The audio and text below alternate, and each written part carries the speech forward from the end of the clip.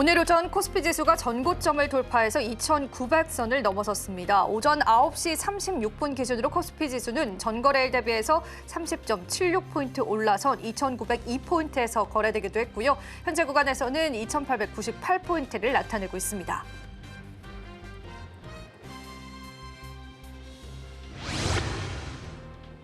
SK하이닉스와 삼성전자 주가가 강세를 나타내고 있습니다. 현재 현대로테는요, 폴란드와의 K2 전차 2차 계약으로 올해 2분기 사상 최대 실적이 기대된다는 전방에 장 초반 주가가 강세를 나타냈지만요, 오후장 들어서는 그 탄력이 줄어들면서요, 현재는 0.8% 상승하고 있습니다.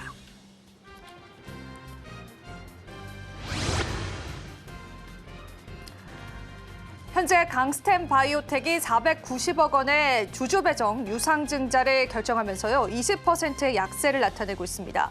현재 구간에서는 16%의 약세로 돌아섰고요. 전날 공시되면서 주가가 악재를 우려한 투자자들이 매도 물량을 쏟아낸 것으로 현재는 풀이되고 있습니다.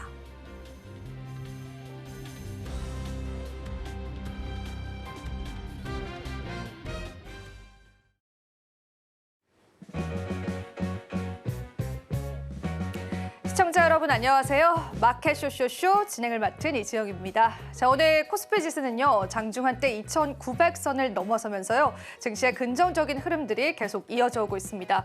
외국인의 수급도 계속 포착되고 있는 시점인데요. 사실 오전장과 비교를 해보자면 외국인 쪽에서 일부 차익 실현 매물이 나온 것도 사실입니다. 계속되는 시장의 수급들 체크해 보셔야 될 것 같고요. 그래도 개별적인 모멘텀 가져가면서 다양한 종목군들이 우리 시장의 상승을 견인하고 있습니다. 오늘 시장에 맞는 전략들 여러분들과 함께하겠습니다. 오늘 첫 번째 코너부터 소개해드릴게요. 자, 오늘의 뉴지스 코너는요, 장인투자클럽의 이창대 대표님께서 시장을 보는 색다른 시각들 여러분들과 함께해드릴 예정이니까 저희와 함께 시장 전략들 잡아보시면 좋겠습니다. 또 저희 방송 다양한 채널 통해서 시청하실 수가 있죠. 많은 참여와 소통도 부탁드리도록 할게요. 저희 방송 제공해드리는 정보는요, 투자 판단에 대한 조언일 뿐입니다. 가치 판단과 상승 하락을 보장하고 있진 않다라는 점 다시 한번 유의 부탁드리겠습니다. 그럼 마감 시장까지 저희와 함께 꼼꼼한 시장 전략들 한번 챙겨보시죠. 마켓 쇼쇼쇼 출발합니다.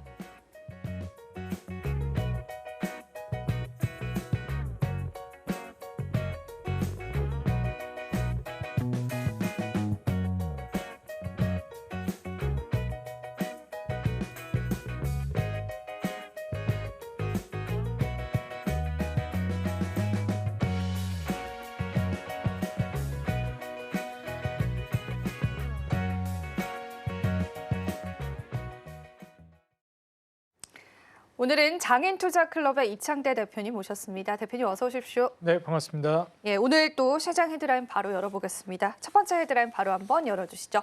오늘의 첫 번째 헤드라인입니다. 10년 안에 달라질 세상, AI 기대감에 로봇주까지도 들썩이는 게 확인이 되고 있습니다. 사실 지금도 정책 관련주들이 시장을 뜨겁게 달구고 있는데요. 이번 헤드라인은 AI 기대감 쪽에 한번 걸어보겠습니다. AI 기대감, 로봇주에까지 흘러 들어간 이유들부터 좀 짚어볼까요? 네, 일단 뭐 AI가 맨 처음에 움직이기 시작했을 때는 우리가 뭐 데이터 센터라든지 각종 하드웨어 관련된 종목들 위주로 좀 주가 상승 움직임이 나왔습니다. 엔비디아를 필두로 한 우리나라 이제 SK하이닉스라든지 그리고 SK하이닉스와 같이 이제 또 TC본더 관련된 이제 한미반도체 같은 종목들이 좀 주축이 돼가지고 주가가 좀 올라갔다라고 하면 그 이후에는 우리가 이제 AI라는 하드웨어를 기반으로 해서 이것을 이제 구동시킬 수 있을 만한 전력 인프라, 말 그대로 이 데이터 센터를 움직일 인프라 종목이 움직였습니다. 그래서 전력 전선 쪽 종목들이 많이 좀 움직이기도 했죠. 그래서 뭐 HD 현대일렉을 기반으로 해서 효성중공업이라든지 LS일렉 같은 경우에는 뭐 요즘에도 강세를 계속 띄고 있습니다. 근데 이제 우리가 이제 순서상 맨 처음 AI를 기반으로 구동시키기 위한 데이터 센터, 뭐 반도체들이 개발되고 그걸 이제 돌리기 위한 전력 인프라가 갖춰지면 거기에 이제 에너지원이 또 필요하겠죠. 막대한 이제 에너지원이 필요하니까 순서상 그 다음에 또 원전이 올라갑니다. 그래서 최근에도 원전이 지속적으로 불기둥을 뿜고 있고 오늘도 상승 랠리를 보여주고 있어요. 자, 그럼 이제 우리가 여기서 좀 생각해 볼 수 있는 것이 하드웨어라든지 이런 인프라까지 심지어 그 에너지원인 원전까지 이제 주가가 움직였다면 다음 타자로는 또 우리가 뭐가 올라갈 수 있을지를 생각해 보는 게 중요할 것 같습니다. 우리가 보통 이제 하드웨어에서 먼저 구축이 되면은 그다음 소프트웨어로 많이 넘어간다라고 얘기하는데 요즘 많이 얘기가 나오고 있는 것이 바로 피지컬 AI라는 단어가 많이 나오고 있습니다. 그렇기 때문에 이러한 포인트들을 생각해 본다라고 하면 기존의 AI가 모두 갖춰졌으니 그래서 그거 가지고 뭐 할 건데에 대한 답이 나와야 되는 거죠. 그게 이제 피지컬 AI라고 볼 수 있겠습니다. AI를 기반으로 해서 어떤 산업을 이제 확장시킬 것이고 인류에게 나은 생산성을 제공할 것이냐. 항상 말씀드리지만 우리가 경제학에 있어서 중요한 포인트 중에 하나가 바로 생산성입니다. 가격만 오른다고 전부가 아니거든요. 가격이 오른다라는 것은 좀 눈속임이 있을 수 있습니다. 화폐 가치가 떨어지면 가격이 올라간 것처럼 보이고 그리고 그게 좋아 보여요. 근데 이제 실질적으로 이제 삶의 질을 개선시킨다든지 생산성을 향상해내는 것이 정말 근본적인 성장을 도출해내는 거거든요. 뭐 예를 들어서 여러분들 우리 시청자 여러분들 살고 있는 집이 바뀐 게 아무것도 없다고 칩시다. 그냥 뭐 지하철이 새로 뚫린 것도 아니고 도로가 개선된 것도 아니고 집도 그대로예요. 집은 점점 오래돼 가고 있고 뭐 재개발된다는 모멘텀도 없습니다. 근데 가격이 올랐어요. 왜 올랐을까요? 코로나 때. 돈이 풀렸으니까 올라간 겁니다. 집은 바뀐 게 아무것도 없지만 돈의 가치가 떨어진 거죠. 근데 이제 이런 것들을 생각해 봤을 때 생산성을 이제 유추해낼 수 있는 것들이 결국엔 피지컬 AI라고 봅니다. 그래서 이제 AI 산업이 갖춰졌기 때문에 그 다음 타자로서 올라갈 만한 것이 로봇과 자율주행 같은 피지컬 AI 분야라고 보고 있어요. 요즘 단순히 로봇이라고 부르지 않고 AI 로봇이라고 많이 부릅니다. 그리고 이제 자율주행 같은 경우에도 그럼 좋지 않겠느냐라고 하실 수 있겠는데 자율주행 같은 경우에는 아무래도 규제라는 문제가 좀 부딪힐 수가 있어요. 그래서 아직까지는 좀 시간이 필요하지 않을까 저는 개인적으로 생각하고 있고요.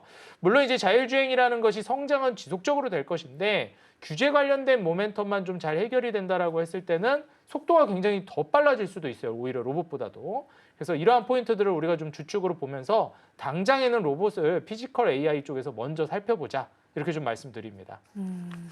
피지컬 AI를 이제 로봇의 관점에서 로봇주들을 바라봐야 될 것 같은데 사실 이제 그 이재명 정부의 AI 공약의 핵심 같은 경우에는 제조 분야의 AI를 활용을 하는 겁니다. 그럼 우리가 스마트 팩토리 쪽을 조금 떠올릴 수 있을 텐데요. 네. 휴머노이드 쪽 개발도 같이 볼 수 있을 것 같아요. 그러면은 대표적으로 이런 사업을 영위하는 대기업들이 있잖아요. 그렇죠. 대기업과 그 밸류체인 기업들 바라보는 전략도 괜찮을까요? 저는 충분히 가능하다고 보고요. 이미 이제 삼성전자 같은 경우에는 휴머노이드 로봇을 필두로 해서 레인보우 로보틱스가 많이 좀 움직이기 시작했습니다. 그래서 레인보우 로보틱스가 올 초만 하더라도 슈팅에 한 번 더 나와주면서 추가적인 로봇 전성기가 올 것인가 좀 기대를 했었는데 다들 아시다시피 이제 뭐 3월, 4월 관세 관련된 우려감이 생기다 보니 지수가 무너지면서 같이 주가가 조정을 보여주기도 했어요. 근데 오히려 그게 이제 기회라고 볼 수 있는 것이 그대로 날아갔다면 지금 매수하기 상당히 부담스러웠을 겁니다. 오히려 그런 조정이 있었기 때문에 지금 같은 이제 레인보우 로보틱스라든지 각종 로봇 우량주들의 이제 주가가 형성됐다라고 보여지고요. 대다수의 이제 로봇 종목들이 최근에 좀 조정을 보여주면서 사실상 좀 눌림목의 자리에 위치해 있는 상황인데 지금이 매수하기에 상당히 좀 좋은 찬스가 아닌가 생각이 들고요. 휴머노이드 로봇뿐만 아니라 방금 전에 이제 설명해 주신 것처럼 결국 이제 밸류체인이라든지 공장 쪽에 로봇이 도입되는 것이 우선적으로 저는 나올 거라고 봅니다. 그런 관점에서는 우리가 이제 국내 대기업들을 바라봤을 때 대부분이 제조업 기업들이거든요. 뭐 삼성, SK, 현대 뭐 이런 기업들입니다. 그렇기 때문에 일단 현대 쪽을 우리가 생각해 본다라고 하면 삼성은 이번에 휴머노이드 로봇을 레인보우 로보틱스를 먼저 채택하고 LG 쪽에서도 이번에 휴머노이드 사업을 본격적으로 속도를 내겠다 이렇게 얘기가 나오더라고요. 그래서 LG 지분 투자가 들어가고 있는 기업들 같은 경우에는 로보티즈가 지금 먼저 주가가 슈팅이 나와주고 있는데 로보스타라든지 그다음에 엔젤로보틱스라든지 이런 기업들도 이제 LG의 지분 투자가 들어간 기업들이라 추후에 추가적인 상승 랠리를 기대해 볼 수 있다라고 보여지고요. 더 나아가서 이제 우리가 현대그룹을 놓고 본다라고 하면 뭐 버스턴 다이내믹스나 뭐 여러 가지 모멘텀이 있겠지만 일단 스마트 팩토리 분야에 있어서 가장 대표적이라고 볼 수 있는 게 현대무벡스입니다. 그래서 우리가 이제 물류 자동화를 생각해 본다라고 했을 때는 현대무벡스 그리고 현대무벡스의 대주주인 현대엘리베이 우리가 이제 공장 자동화 우리가 공장하면 생각나는 거 컨베이어 벨트가 막 이렇게 돌아가죠 자동으로 이런 것들이 다 무슨 기술이죠? 엘리베이팅 기술입니다. 물류 자동화에도 쓰일 것이고 더 진보된 기술로 나아간다라고 했을 때 현대무벡스와 현대엘리베이의 시너지가 나올 거라고 보여져요. 좀 아쉬운 부분은 현대엘리베이는 이미 주가가 꽤나 많이 올라갔다라는 겁니다. 이재명 대통령 당선이 되면서 남북 경협 모멘텀까지 좀 불어오지 않을까라는 기대감이 과거 남북경협주로 움직였었던 현대 엘리베이까지 좀 빠르게 수급에 영향을 줬다라고 보여지기도 해요. 그래서 현재 현대 엘리베이 같은 경우에 신고가 랠리를 쓰고 있지만 여전히 저는 더 올라갈 만한 모멘텀이 있다고 보고 있고요. 현대 모백스 같은 경우에는 기술적으로는 아직 슈팅이 나왔다라고 보기에는 좀 이른 감이 있어서 오히려 좀 기회를 주고 있지 않나 이렇게 좀 보고 있습니다. 대장주 성격으로 올라가고 있는 건 현대 엘리베이니까 내가 스마트 팩토리 쪽이라든지 물류자동화 쪽까지 선제적으로 내다본다라고 하시면 현대그룹 안에 이 두 개 기업을 한번 살펴보는 것도 괜찮을 것 같습니다. 실제로 우리가 로봇 관련해서 어떤 기업들 지금 시점에서 투자해야 하는지도 많은 고민이 있으셨을 텐데요. 그 부분에 관해서 몇 가지 기업들 좀 짚어주셨습니다. 한 가지만 좀 더 여쭤보고 싶습니다. 로봇 관련주들을 이렇게 투자 전략을 세워봤다라고 한다면 한국의 AI 미니 버블 가능성이 좀 대두가 되면서 그 NH투자증권에서 관련 보고서가 나왔습니다. 아무래도 AI 관련주들이 단기적으로 많이 올랐기 때문인 것 같아요. 그래서 전반적인 AI 관련주들이 좀 쉬어갈 수 있는 그런 가능성들도 있는지 투자하실 때 어떤 유의점들을 좀 짚어주실 수 있을까요? 일단 AI 관련해서는 우리가 그동안 이제 전통적으로 선제적인 상승을 보여줬던 종목들은 좀 위험할 수도 있을 것 같아요. 왜냐하면 워낙에 기술적으로 많이 올랐으니 조정이 기술적으로 나올 가능성은 있으니까요. 근데 사실 이제 그동안 전통 종목군으로 여겨졌었던 뭐 SK하이닉스 같은 기업들은 저는 뭐 시작도 안 했다라고 보여져가지고. 그렇습니까? 예, 그래서 사실 이제 앞으로 유동성이 어마무시하게 풀릴 텐데 지금 현재 이재명 정부 쪽에서 돈을 막대하게 이제 풀겠다라고 공언을 했죠. 사실 이제 재난지원금이라는 표현까지 쓰더라고요. 이게 우리가 코로나 때 쓰던 표현이거든요. 네. 그때 뭐 재난이 왔는데 지금의 불경기를 거의 재난급으로 보고 있는 게 아닌가 좀 그런 생각까지 듭니다. 그래서 사실 이러한 이제 지원금이라든지 유동성 명목의 돈이 엄청나게 풀릴 건데 그렇다면 정부에서 돈을 풀 때 정부가 어떤 산업을 육성하려고 하는지를 우리가 눈여겨봐야 됩니다. 첫 번째로 그 대선 공약 때부터 그 대선 토론 때부터 이재명 그 후보 당시였죠. 대통령 그때 토론할 때 그때도 이제 어디에 100조 투자하겠다 그랬죠? AI에 100조 투자하겠다고 했습니다. 물론 이제 테마성으로 올라간 종목들은 주의를 기울여야 되겠지만 제가 방금 말씀드린 피지컬 AI 같은 아직 슈팅이 제대로 나오지 않은 종목들이나 혹은 엔비디아를 필두로 한 이제 대만의 TSMC, 한국의 SK하이닉스의 삼각동맹은 매우 견고하기 때문에 현 시점에서는 당분간 이 시세를 계속해서 이어갈 가능성이 높다고 봅니다. 하물며 지금 뭐 전력 인프라 관련된 종목인 효성중공업이나 현대일렉트릭이 저기서 더 가나 싶은데 거기서 또 가고 있어요, 지금. 원전 같은 경우에도 지속적으로 올라가고 있고요. 부담은 되실 수 있겠으나 AI에 대한 모멘텀은 여전히 강력할 것이다 내다보고 있고 로봇 쪽은 아직 급등이 안 나왔기 때문에 충분히 로봇 쪽으로의 수급 이동이 이루어질 수 있다라고 생각하시면서 한번 투자를 고려해 보시면 좋겠고요. 그리고 무엇보다도 우리가 과거에 이제 하드웨어에서 소프트웨어, AI가 이제 하드웨어에서 소프트웨어로 넘어간다라고 했을 때 한국에서는 이제 소프트웨어 쪽에 수혜받을 만한 기업이 별로 없으니까 대표적으로 플랫폼 기업들을 많이 언급했습니다. 근데 이제 최근에 네이버나 카카오 같은 경우가 이제 대표 기업인데 이제 막 올라오고 있잖아요. 그래서 저는 초창기라고 좀 보고 있고요. 내가 만약에 이제 AI 산업을 투자한다라고 하면 카카오나 네이버 주가 보시면 아시겠지만 여전히 낮은 수준이다. 이렇게 좀 말씀드립니다. AI 관련한 섹터, 더 나아가서는 로봇주 쪽에 수급이 들어올 수 있다라고 하는 부분들까지도 짚어주셨기 때문에요.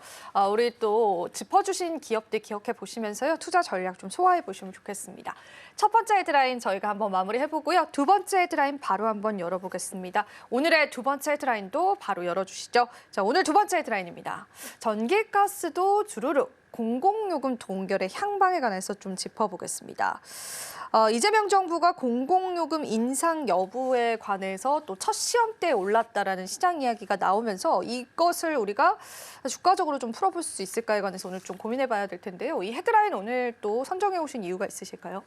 아무래도 이제 이 이슈로 인해서 그 유틸리티주들, 공기업들 주가가 좀 많이 빠졌습니다. 우리가 보통 뭐 전기, 수도 뭐 이런 것들은 그냥 항상 쓰는 고정적으로 나가는 돈들이잖아요. 그래서 이런 유틸리티주들 같은 경우에는 그래도 나름 좀 안정감이 있다라는 평가도 많이 받는데 이게 공공요금 인상을 자꾸만 뒤로 미루다 보니까 적자폭이 엄청 커졌었어요. 그래서 이게 정치인들 입장에서는 상당히 좀 뒤로 미루고 싶은 이벤트거든요. 예. 네, 이거 왜냐면은 손을 보긴 봐야 되는데 공공요금 올린다고 하면은 뭐 국민들한테 지지를 얻기가 쉽지는 않죠. 이 지지율로 먹고 사는 게 또 이제 정치인인데. 그래서 사실 공공요금 인상이라는 이 숙제 같은 것들이 항상 이제 그 대통령 임기 말이라든지 아니면 선거가 끝나고 나서 그런 다음에 이제 밀린 영수증을 발행한다 이런 얘기가 많이 있습니다. 그래서 뭐 총선 끝나고도 한번 지난번에 공공요금이 지속적으로 인상이 됐고요. 중요한 것은 여기에서 이제 공공요금 동결을 이야기했는데 이게 인하한다는 얘기는 아니었어요. 물론 우리가 인하하지도 않을까라는 기대감을 품을 수는 있겠는데 이게 라면 가격 올라간 거 다시 떨어지기 쉽지 않습니다. 얼마 전에 이재명 대통령이 라면 가격 2,000원이라고요. 뭐 그 화들짝 놀라는 기사도 나오던데 이게 라면 가격이 올라갔다고 다시 떨어진다. 이게 물가 반영해서 올라가는 거라 쉽지 않습니다. 한번 올라간 무슨 과자 좋아하실지 모르겠지만 뭐 빼빼로 가격, 뭐 포카치 가격 이런 거 다시 안 떨어집니다. 그래서 사실상 이제 한번 올라간 라면 가격뿐만 아니라 공공요금도 쉽사리 뒤로 가기에는 어려울 거라고 봐요. 이게 적자가 어마무시해가지고 이거를 개선시키기 위해서 공공요금을 올린 건데 이거를 다시 낮춘다? 쉬운 일은 아니라고 봅니다. 그래서 동결이지 이거를 이제 낮추는 방향으로 가기는 어려울 것 같고요. 사실상 이제 원전의 이 산업이 계속해서 커지고 있기 때문에 이를 기반으로 좀 생각을 해봤을 때는 이제 또 그 비용 자체가 좀 줄어들 수도 있기 때문에 더더욱이 원전 주가가 더 올라가는 효과를 가져올 수도 있지 않을까 반대급부로 이런 생각도 해볼 수 있겠고요. 더 나아가서는 이제 세수결손이라는 문제가 좀 있습니다. 그래서 공공요금을 인상한다라고는 하지만 그것을 통해서 간접적으로 세금을 걷는 효과를 우리가 기대해 볼 수 있거든요. 그래서 한전뿐만 아니라 지역난방공사라든지 한국가스공사 이런 유틸리티주들 같은 경우에는 배당 성향이 굉장히 많이 올라갈 거라는 기대감이 있었어요. 근데 이게 공공요금 인상이 동결돼 버린다라고 하면은 이게 배당에 대한 불안감도 좀 생기다 보니까 주가가 좀 크게 타격을 받았다라고 보여집니다. 거래량도 꽤 터졌더라고요. 그래서 분명히 악재인 건 맞는데 이게 오랜 시간 지속할 수 있을까에 대한 논의는 좀 있어야 될 것 같습니다. 그래서 혹시라도 조정이 어느 정도 나오고 하방 추세가 꼭 좀 이제 잠잠해진다라고 하면 오히려 저가 매수세를 추후에 노려볼 만한 종목이라고 생각이 들어서 유틸리티 종목들은 이번에 하락한다라고 해서 그냥 눈에서 멀리하지 마시고 지속적으로 관심 종목에 좀 넣어두시는 게 어떨까. 오히려 저가 매수로 삼아볼 수 있을 만한 찬스가 될 수 있을 것 같다라고 저는 말씀드립니다. 사실 어제 유틸리티 관련주들이 큰 낙폭을 보였습니다. 그 이유 중에 하나가 이제 공공요금에 관해서 이제 인상 이슈들 좀 부각이 되면서였는데요. 그런데 사실은 이게 한국전력만 하더라도 지금 이제 전기세로 인해서 적자폭이 굉장히 늘어가고 있다라고 하는데 사실 이재명 정부에서 이 부분을 어떻게 해야 될지에 관한 뚜렷한 스탠스는 나온 게 아니라고 생각이 드는데요. 네. 우리가 과도하게 유틸리티 관련주들을 좀 피해야 되나에 관해서는 좀 물음표가 드는 것 같아요. 어떻게 보세요? 일단 뭐 당장에는 좀 쉽지는 않기 때문에 막 적극적으로 진입을 하기엔 솔직히 겁나는 게 사실입니다. 그래서 이제 아무래도 다른 종목들을 저는 우선순위로 보되 장기적으로는 충분히 오를 수 있다라고 봐서 관심 종목에는 꼭 넣어놔야 된다라고 보는 입장이에요. 그래서 내가 만약에 장기적인 투자를 고려하고 계신 투자자다라고 하신다면 지금의 이제 낙폭 이후의 반등을 어떻게 보여주는지를 좀 보시고요. 그리고 제일 중요한 것은 결국 배당 성향과 배당이 어떻게 이제 진행이 되는지 여부를 보는 게 굉장히 중요할 것 같습니다. 사실상 여기에 대해서도 좀 고민을 해봐야 되는 게 배당뿐만 아니라 이제 배당 성향도 이제 중요하거든요. 결국 이익이 나야 배당도 하는 거기 때문에 이익 캐파가 이제 훼손이 크게 된다라고 하면 그때는 좀 어려워질 수도 있습니다. 다시 한번 강조드리지만 이게 공공요금을 인하한 건 아니에요. 여태까지 인상을 해왔고 더 인상할 거를 지금 민생이 힘드니까 미루겠다는 잠깐 거죠. 좀 올리던 거 계속 더 올리지 말고 잠깐 좀 멈췄다 올리자. 좀 이런 스탠스라고 저는 해석하고 있어요.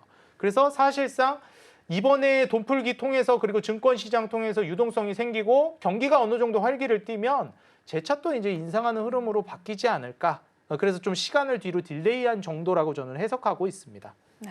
사실 이제 많은 또 정책적으로 미루고 싶어하는 분야이죠. 민생 경제와 현재 연관이 되어 있기 때문에. 근데 지금 뭐 이재명 정부가 출범되고 나서 가장 우선순위로 두는 게 이제 내수 경제 활성화이다 보니까 이 공공요금 쪽에 관해서는 일단 좀 미루는 스탠스가 나와주고 있고 저희가 이번 올해 여름이 또 굉장히 덥다라는 이야기가 들려오면서 네. 전기세에 관해서 이제 많은 사용량이 있을 것으로 보여지기 때문에 그렇죠. 오히려 지금의 하락을 매수의 기회로 볼 수 있는 기업도 있지 않을까라는 생각이 좀 들기도 하거든요. 대표님은 어떻게 보실까요? 아, 맞습니다. 저도 이제 벌써부터 덥거든요. 덥습니다. 네, 날씨가 생각보다 덥더라고요. 좀 일찍 찾아오는 것 같고, 그리고 이번 여름은 또 이제 전력 수요가 상당히 많을 것 같은 게 AI 투자가 이제 증가한다라는 것은 막대한 전력 수요를 이제 필요로 하게 됩니다.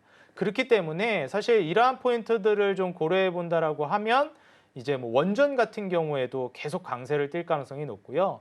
그리고 이제 이재명 대통령 같은 경우에는 에너지 믹스를 강조했기 때문에 원전만 올라가는 것이 아니라 태양광과 이제 풍력을 고루 섞어서 쓰겠다라고 표현했고, 특히나 이제 적극적인 육성을 어필했던 만큼 향후에 이제 태양광과 풍력주들 각종 에너지 종목들이 이제 움직일 가능성이 높다고 봅니다.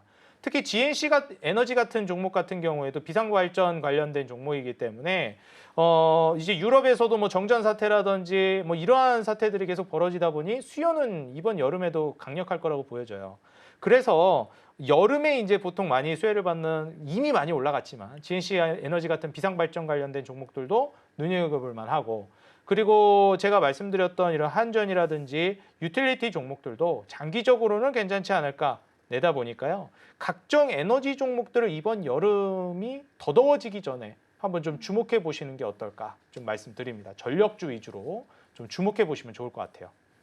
이 안에서도 우리가 전력주들에 관한 힌트를 얻어볼 수 있었습니다. 한번 복귀해 보셨으면 좋겠고요. 헤드라인 이렇게 두 번째는 마무리해 보도록 하겠습니다. 세 번째 헤드라인 살펴보면서요. 오늘 시장 이야기 계속 이어가 볼게요. 세 번째 헤드라인 바로 한번 열어주시죠. 놓치기 싫은 조선주 초슈퍼사이클입니다. 꺾이지 않는 조선주인 것 같습니다. 네. 끝날 때까지 끝나지 않는다라는 말이 또 어울리는 것 같은데요. 조선주가 사실은 이제 외국인 쪽에서도 담고 있는 게 확인이 되다 보니까 지금 시점에서 어떻게 바라봐야 할지 의견은 좀 다양한 것 같은데요. 대표님 어떻게 보실까요? 일단 이제 조선주 같은 경우에는 현 시점부터는 좀 부담되는 건 사실이에요. 근데 이제 여전히 매수할 수 있는 종목들은 있거든요. 그래서 후발주자로 올라가는 종목들 같은 경우에는 여전히 눈여겨봐도 괜찮다라고 보여집니다.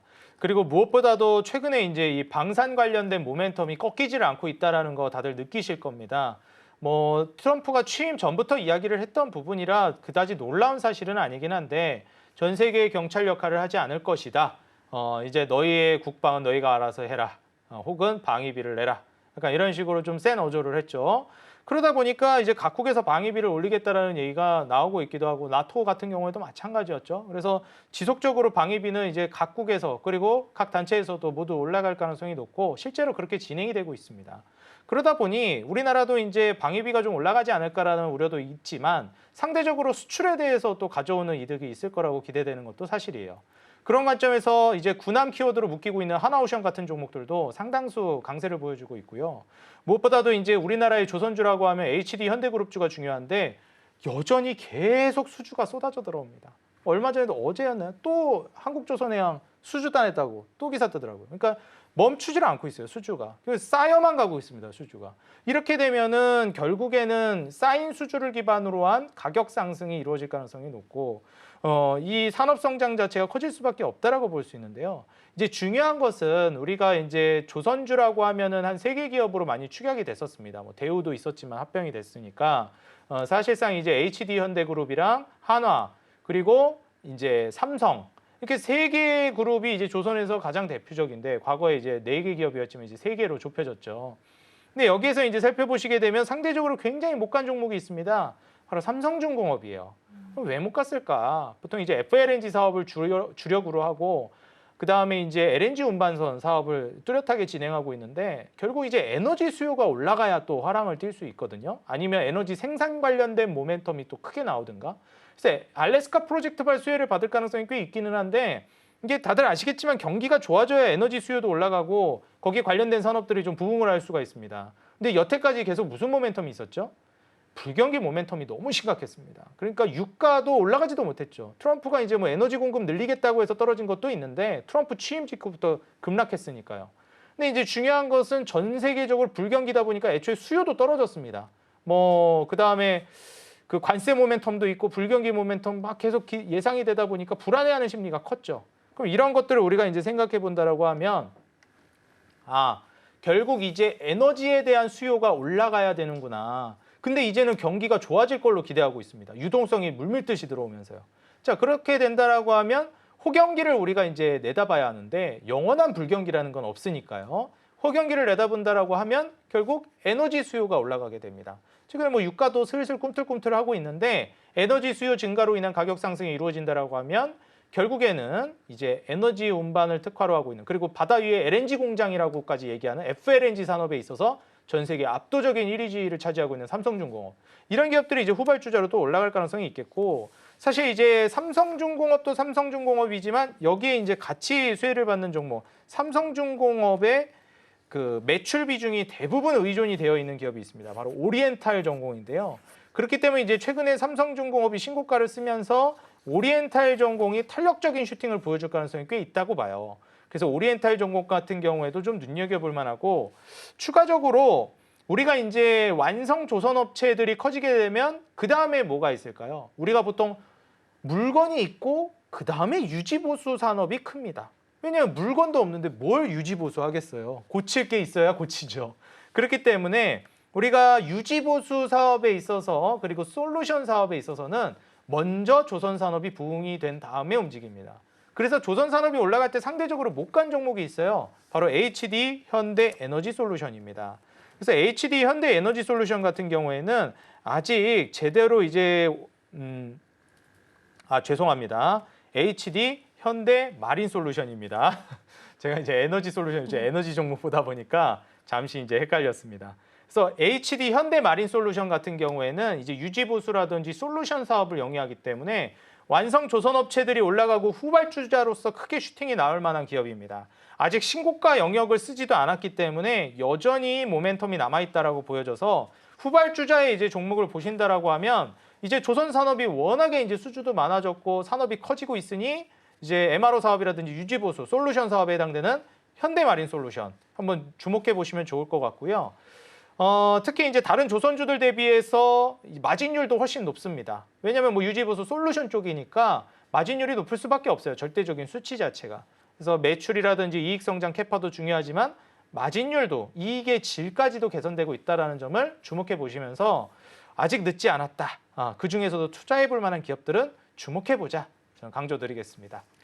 조선주의 섹터 자체가 크게 상승했음에도 불구하고요. 아직도 우리가 시장에서 공략해 볼 만한 그런 기업들은 남아 있는 것 같습니다. 투자하실 때 여러분들이 많은 도움이 되실 것 같고요.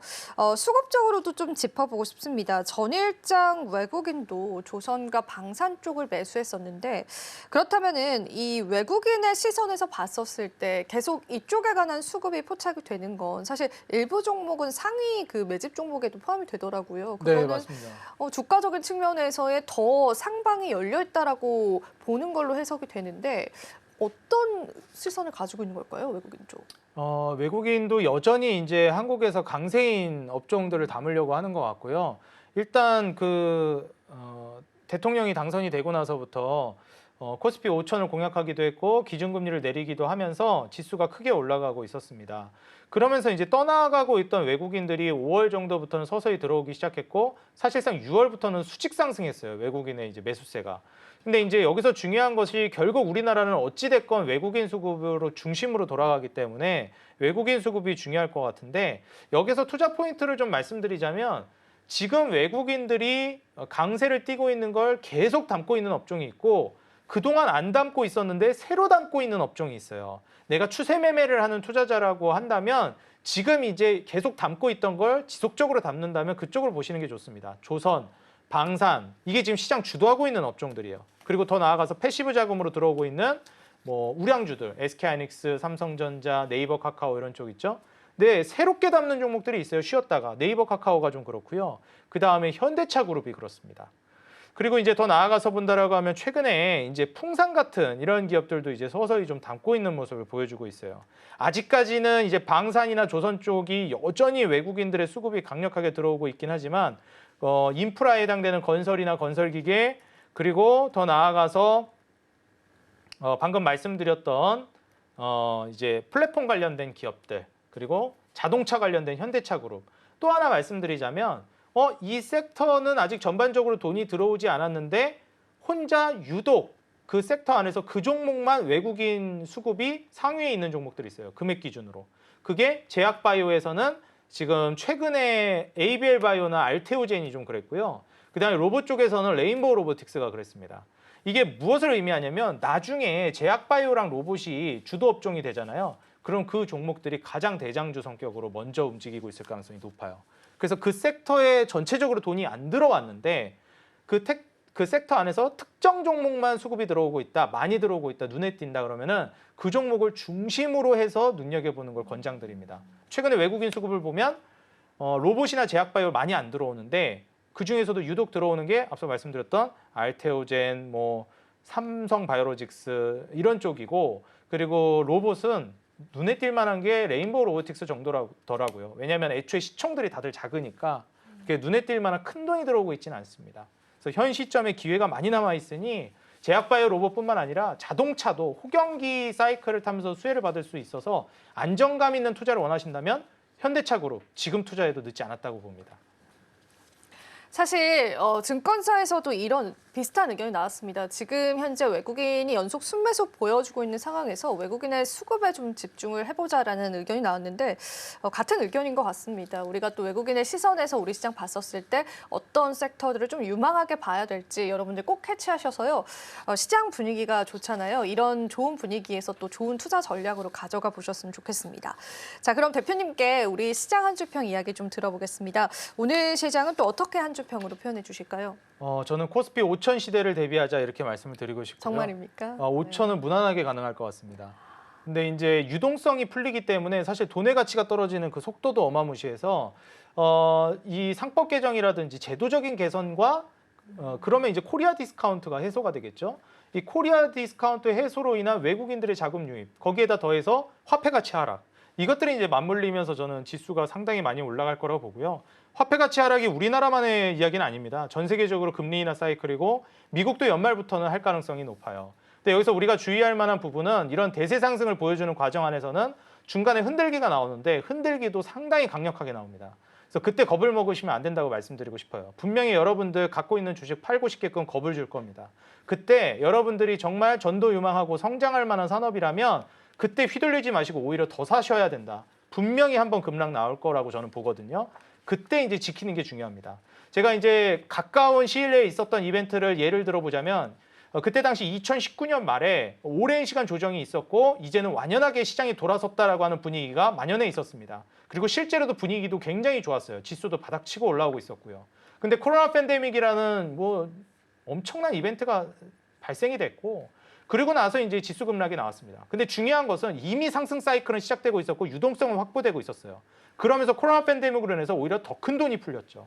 그래서 이러한 점을 우리가 생각해 본다라고 하면 코로나 같은 급락이 나온다라고 말씀드리기는 어려울 것 같습니다. 그건 정말 돌발악재였으니까요. 근데 그 비슷하더라도 어느 정도의 악재로 인해서 휘둘린다라고 하는 그런 흐름이 나온다라고 하면 2019년 말에 투자한 사람들 코로나 때 팔지 않았다면 엄청난 수익을 거뒀습니다. 그래서 이번에 조정이 나오더라도 버티시고 오히려 더 살 수 있는 현금을 확충하면서 투자하신다면 저는 충분히 코스피 5천 시대를 맞이하면서 좋은 결과 낼 수 있지 않을까 기대됩니다. 장밋빛 전망으로 우리 시장 대응점들 가져가 보시면 좋겠습니다. 자, 오늘 다양한 내용들 함께 해봤습니다. 대표님 오늘도 도움 말씀 감사합니다. 네, 감사합니다.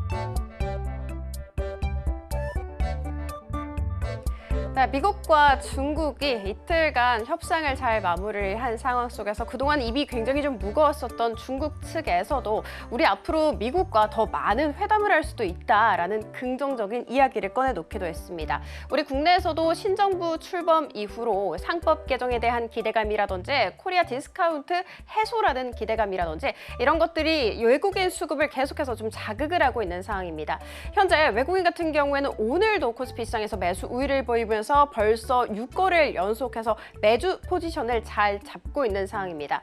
이에 따라서 코스피 같은 경우에는 오늘 장중한 때 2,900선을 돌파하기도 했었고 지금 현재도 그 부근에서 계속해서 움직임을 보이고 있는 상황이죠. 자, 그래서 증권가에서는요, 코스피 전망치를 계속해서 상향 조정을 하고 있습니다. KB증권에서는 전망치를 3,240까지 제시를 했었고 뿐만이 아니라 골드만삭스에서도 우리 국내 증시에 대한 투자 의견을 비중 확대로 이렇게 상향 조정을 했다는 부분, 그리고 목표 지수 역시도 원래는 2,900이었거든요. 이것을 3,100까지 올려잡는 모습 포착이 됐습니다. 자, 그렇지만 우려해야 하는 부분이 하나 있어서 말씀드리고 싶습니다. 세계은행 측에서 간밤에 올해 전 세계 경제 성장률을 2.7%에서 2.3%로 0.4%의 포인트다 낮췄더라고요. 2.3%라는 수치는 글로벌 금융 위기 이후로 처음으로 낮은 수준, 최저 수준이라는 점 체크. 그 가운데서도 미국 같은 경우에는 작년 대비해서 올해 경제 성장률이 반토막이 날 것이다 라는 전망이 나왔다는 거 알려드리면서 오늘의 특징주 들어가 보도록 하겠습니다. 자, 먼저 첫 번째로 준비된 쪽은 현대로템입니다. 목표 주가 상향 소식 계속해서 이어지고 있는 상황이죠. 자, 그리고 오늘 같은 경우에는요, NH투자증권에서 목표 주가를 15만 원에서 19만 4천 원을 올려잡았고요. 신한투자증권에서도 목표 주가를 13만 원에서 20만 원으로 53.8%나 상향 조정을 했습니다. 이 증권사들에서 이야기를 하고 있는 것은 2분기 실적 역대 최대를 기록할 것이다 라는 것인데 일단 숫자로 이야기해 보도록 하겠습니다. 2분기 매출 1조 2천억 원을 기록을 해서 전년 동기 대비해서 12.4% 늘어날 것이며 영업이익 같은 경우에도 2,110억 원을 기록을 해서 전년 동기 대비해서 87%나 폭증을 할 것이라고 내다보고 있습니다. 자, 어제 들려왔었던 이야기였죠. 상승 재료이기도 했습니다. 60억 달러 규모의 폴란드 K2 전차 2차 계약은요, 6월 하순경에 체결될 것으로 전망되고 있습니다. 이번 2차 계약 같은 경우에는 원래 1차 계약보다도 수익성이 좀 낮을 것으로 예상이 됐었거든요. 그렇지만 현지 파트너 사이의 사정으로 인해서 직수출 물량이 생각보다 더 늘어나서 현재 수준의 이 높은 수익성 지속될 것이라는 이야기도 함께 나왔습니다. 자, 그리고 폴란드뿐만이 아닙니다. 현대로템은요, 수출 지역 다변화로 계속해서 꾀하고 있고 노력하고 있는 상황입니다. 슬로바키아라든지 루마니아라든지 중동 지역에서도 현재 계약 이야기가 계속해서 나오고 있다는 부분 체크해드리면서 다음 장 들어가 보도록 하겠습니다. 이렇게 글로벌적으로 인기를 끌고 있는 이 비결이 있겠죠. 경쟁사보다도 납기도 성능도 뛰어나기 때문입니다. 그러니까 좋은 물건을 빨리빨리 잘 만든다는 것이겠죠.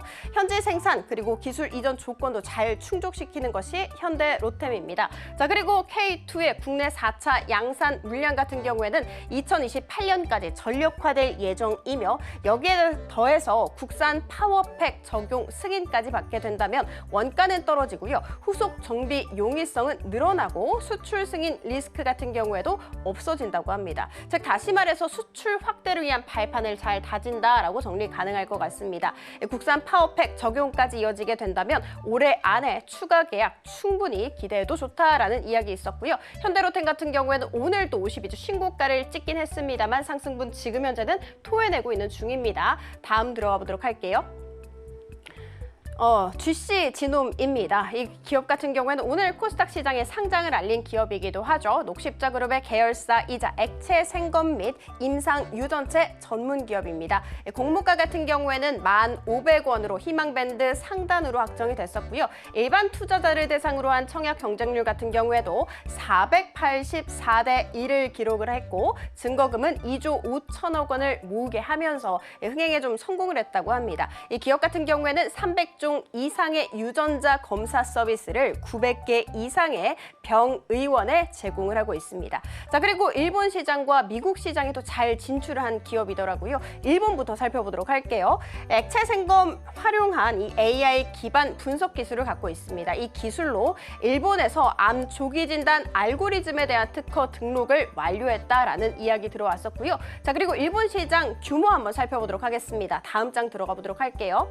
일단 이 규모는요, 3조 원 정도로 추정이 되고 있습니다. 그래서 이 시장을 잘 공략을 하기 위해서 최근 4월이었죠. 일본 계열사, 그러니까 녹십자의 계열사이거든요. 이 GC 림포텍과 협력을 해서 신제품을 출시하기도 했습니다. 자, 그리고 미국으로 들어가 보자면 2023년에 지니스 헬스라는 기업의 암 진단 기술 수출을 완료를 한 상황. 자, 그리고 현재 같은 경우에는 상용화를 목표해서 제품을 개발 중이며 현지 임상 로컬라이징도 추진 중이라고 이야기했습니다. 자, 이번 상장을 통해서 번 돈을 어디에 쓸까 살펴봤더니 암종 확대 및 암 전주기 확장을 위한 연구 개발과 글로벌 시장 다변화를 하는데 활용을 할 것이다 라고 이야기했습니다. 오늘 이 기업 같은 경우에는 주가 40% 가깝게 치솟았다가 지금 현재는 상승분 대부분을 토해내고 있습니다. 다음 들어가 보도록 하겠습니다.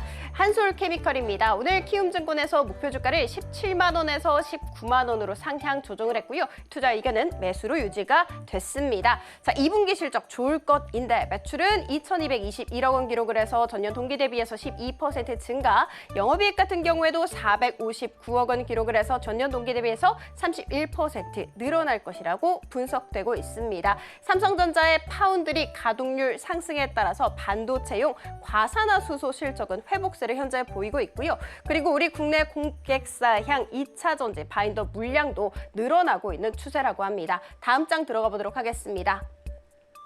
자, 그리고 국내외 고객사의 반도체 프리커서, 그러니까 전구체죠. 실적도 성장세를 그리고 있습니다. 그리고 이 반도체 프리커서 같은 경우에는 중국향 매출 비중이 꾸준하게 늘어나서 15%에서 한 20%를 기록할 것으로 예상되고 있는데 지금 급성장 중인 게 바로 이 중국 반도체 산업이잖아요. 그래서 그 수혜를 그대로 받아갈 수 있을 것이라는 전망 나오고 있습니다. 자, 그래서 3분기 역시도 매출이 2,100억 원대를 기록을 해서 전년 동기 대비해서 14% 늘어날 것이며 영업이익 같은 경우에도 475억 원을 기록을 해서 전년 동기 대비해서 28% 증가할 것이라는 예상 나왔습니다.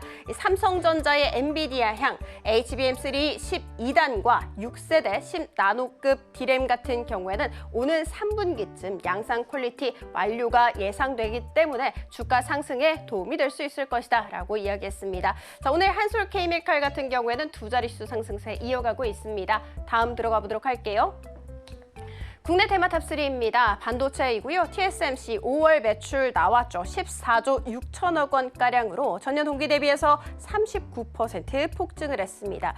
AI 반도체 수요 정말 견고하고 늘어나고 있음을 확인을 해볼 수가 있었고요. 그리고 오늘 우리 국내 데이터도 나왔죠. 6월 1일부터 10일까지의 수출 데이터가 공개가 됐는데 전년 동기 대비해서 5.4% 늘어났고 그 가운데에서도 반도체 수출 같은 경우에는 22% 증가했다고 합니다. 이 삼성전자 같은 경우에는 6만 원 부근에서 계속해서 등락을 반복하고 있고요. 지금 SK하이닉스 같은 경우에도 24만 원 우선에서 거래가 되기도 했습니다. 다음 들어가 보도록 하겠습니다. 다음은 신재생 쪽입니다. 새로운 정부의 재생 에너지 정책에 속도가 붙을 것이라는 기대감이 지속적으로 모이고 있죠. 자, 그리고 미국 같은 경우에도 지금 현재 신재생 에너지 기업들이 청정 에너지 보조금을 유지하기 위해서 로비 활동을 꾸준하게 하고 있다고 합니다. 자, 일단 간밤 미증시에서 솔라엣지 같은 경우에는 11% 이상 상승세를 그리기도 했습니다. 자, 오늘 국내장에서도 그 흐름 그대로 이어오게 되면서 대성파인텍과 한화솔루션 같은 경우에는 16에서 17%대 상승세 보이고 있습니다. 다음 들어가 보도록 하겠습니다. 원전이고요. 한수원이 태국전력청과 SMR 협력을 위한 MOU를 체결했다라는 소식이 들어왔었고, 자, 그리고 또 최근에 트럼프가 원전 용량은 4배로 늘리면서 인허가도 18개월로 단축시키는 행정명령을 발표하기도 했다라는 부분 체크. 자, 두산 에너빌리티와 BHI 같은 경우에는 오늘 역대 최고가를 달성하기도 했다는 부분 알려드리도록 하겠습니다. 지금까지 은혜로운 섹터 함께 살펴봤고요. 저희는 다음 코너에서 이어집니다.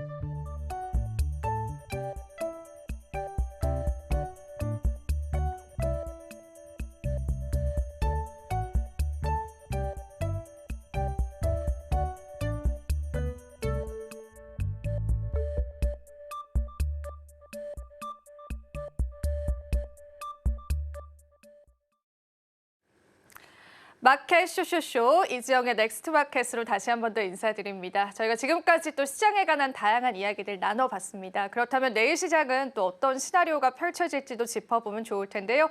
넥스트 마켓의 일정 바로 한번 살펴보겠습니다. 일단 오늘 같은 경우에는 아직 기다리고 있는 일정 하나가 있는데요. 5월달 CPI 지표가 우리 정규장 마감 이후에 9시 30분에 발표가 될 예정이라서요. 매크로 변수들 체크해 보시면 좋겠고요. 또 킥스 비율 하향에 관한 이야기들 아직 들려온 속보는 없었기 때문에 계속 한번 팔로우 해보겠습니다. 그리고 오늘 또 신규 상장주들에 관한 흐름들도 앞서서 짚어드렸었죠. 내일 같은 경우에는 또 중요한 국내 일정들이 있습니다. 일단은 미국 지표상으로 PPI 지표가 있고요. 유럽의 혈액학회가 열리면서 일부의 제약주들의 모멘텀이 될 가능성들 짚어보시면 좋겠습니다. 대표적으로 신라젠이라는 기업이 참여한다라고 하는 부분들도 살펴드릴게요. 자, 그리고 민주당에서요. 상법 개정안 재추진에 들어가는데 사실 이 기대감 때문에 최근에 이제 증권주라든지 지주사 관련주들 많이 오름세를 보이기도 했었잖아요. 이 상법 개정안 추진 같은 경우에는 사실 이제 윤석열 정부 때 본회의에 통과가 됐었는데 그때 거부권 행사로 미뤄졌었습니다. 그런데 이번에 이재명 대통령이 다시금 집권을 잡게 되면서 다시 재추진이 됐고요. 이 상법 개정안이 추진되어야지만 코스피 5천 시대를 우리가 내다볼 수 있었다라는 그런 이재명 정부의 또 코멘트도 있었기 때문에 우리가 내일 같은 경우에는 관련한 뉴스도 좀 살펴보면서요. 시장의 흐름도 체크해 보시면 좋겠습니다. 자, 그럼 오늘 넥스트 마켓 주제 한번 열어볼게요. 오늘장 뚜렷한 테마 한번 살펴볼 텐데 오늘은 스테이블 코인 관련주들 한번 살펴볼 예정입니다. 많이들 생소하실 분야일 것 같아서요. 하나하나 그 개념부터 좀 짚어볼 예정이기 때문에 같이 한번 살펴보시면 좋겠습니다. 자, 오늘 시장에서 스테이블 코인 관련주들이 크게 상승을 했잖아요. 국내에서도 원화 스테이블 코인을 도입하겠다라는 이재명 대통령의 대선 당시의 공약이 있었고 그게 다시금 시장의 주목을 받는 게 확인이 됐는데요. 이 스테이블 코인이다라고 하는 건 암호화폐 시장에서 흘러 들어온 개념입니다. 암호화폐 시장 거래소 내에서 특정한 암호화폐를 사기 위해서 스테이블 코인이다라고 하는 거래소 내에 있는 통화를 사용을 하는데 그게 지금 현재는 달러 기반의 스테이블 코인이거든요. 그런데 지금 현재 미국의 트럼프 대통령이 이 스테이블 코인을 육성하려고 하는 움직임이 보이는 거고요. 국내 이재명 대통령도 달러 기반의 스테이블 코인이 아니라 원화 기반의 스테이블 코인을 통해서 디지털 화폐를 추진하겠다라는 그런 골자로 여러분들이 이해하시면 될 것 같습니다. 구체적으로 이게 주목을 받았던 이유 같은 경우에는요. 디지털 자산 기본법 발의에 관한 내용들이 있었습니다. 어떤 내용인지 좀 짚어보도록 하겠습니다. 어제 정규장 끝나고 나서 디지털 자산 기본법이 발의가 됐는데 그 내용들의 골자를 보자면은 금융위원회 인가와 등록 그리고 신고 제도를 도입하겠다라는 내용들이 함께 실렸고요. 자산 연동형 디지털 자산을 육성하겠다라는 내용들도 포함이 되어 있습니다. 그리고 이게 사실 허들을 조금 낮췄다라고 보시면 되는데 기존에는 30억 원 이상의 자기 자본금을 가진 그런 기업들만 스테이블 코인을 발행할 수 있는 법안이 있었습니다. 근데 그 허들을 대폭 낮추게 되면서 사실 블록체인 스타트업 기업들이라든지 또는 일부 핀테크 기업들이 이 스테이블 코인 시장에 들어올 수 있을 것이다라는 기대감들까지도 시장에 흘러 들어왔습니다. 발의된 내용들을 종합적으로 정리를 해서 조금 더 쉽게 풀어드리자면은 스테이블 코인을 발행하게끔 하는 그런 기업들과 회사들의 허들이 조금 낮아졌다라고 보시면 되고요. 제도가 구체화되면서 스테이블 코인 법안 육성이 보다 빠르게 일어날 수 있을 것이라는 기대감들 나왔다라고 보시면 되겠습니다. 스테이블 코인 자체에 관한 시장의 모멘텀들도 살아있고 이제 제도적으로 구체화된다면요. 관련주들의 흐름들도 우리가 주목해볼 필요 있을 것 같습니다. 이거는 한 가지 이제 헤드라인이었는데요. 이 서클이다라고 하는 건 미국에 있는 스테이블 코인 회사입니다. 얼마 전에 미국 주식시장에 상장을 했었는데요. 주가가 168%나 폭등하는 모습을 보여왔습니다. 그만큼 스테이블 코인 시장이다라고 하는 거는 금융시장에 있어서는요. 그 모멘텀 자체가 굉장히 강력하다라고 보셔도 될 것 같습니다. 마지막으로 국내 스테이블 코인 관련주도 좀 정리를 해봤습니다. 어떤 기업들이 실질적으로 수혜를 받아갈 수 있는지를 정리해봤고요. 여러분들이 아시는 것처럼 카카오페이 같은 경우에는 물론 연관은 있지만 어제장에서 이미 상한가를 달성했기 때문에요. 비교적 덜 오른 기업들을 위주로 한번 정리를 해봤기 때문에 같이 주목해보시면 좋겠습니다. 일단 IT센글로벌 같은 경우에는 원화 스테이블 코인에 관한 기술을 보유하고 있는 기대주다라고 보시면 되고요. KCT 같은 경우에도 금융 단말기 기업으로서 블록체인 기술을 활용한 핀테크 기업이다라고 보셔도 되겠습니다. 아톤과 다날도 있죠. 다날은 페이코인의 운영사이기 때문에 스테이블 코인이 육성화되게 된다면 실질적으로 사업을 같이 영위할 수 있다는 기대감들도 실리고 있고요. 아톤 같은 경우에는 블록체인 기반의 서비스를 함께 영위하고 있는 핀테크 기업이기 때문에 오늘 시장에서도 관련주들의 움직임들 같이 있었다라고 체크해 보시면 좋겠습니다. 자, 오늘 장 강력한 테마였습니다. 그 테마에 관한 이야기들 같이 나눠봤는데요. 인사이트로 여러분들이 소화하셔서요. 투자 전략들 잘 세워보시면 좋겠습니다. 또 저희 방송 제공해드리는 정보는 투자 판단에 대한 조언일 뿐입니다. 가치 판단과 상승 하락을 보장하고 있진 않다라는 점 다시 한번 유의 부탁드리겠습니다. 저는 2부에서요. 5장 전략 계속 이어가도록 할게요. 오늘도 시청해주신 여러분 고맙습니다.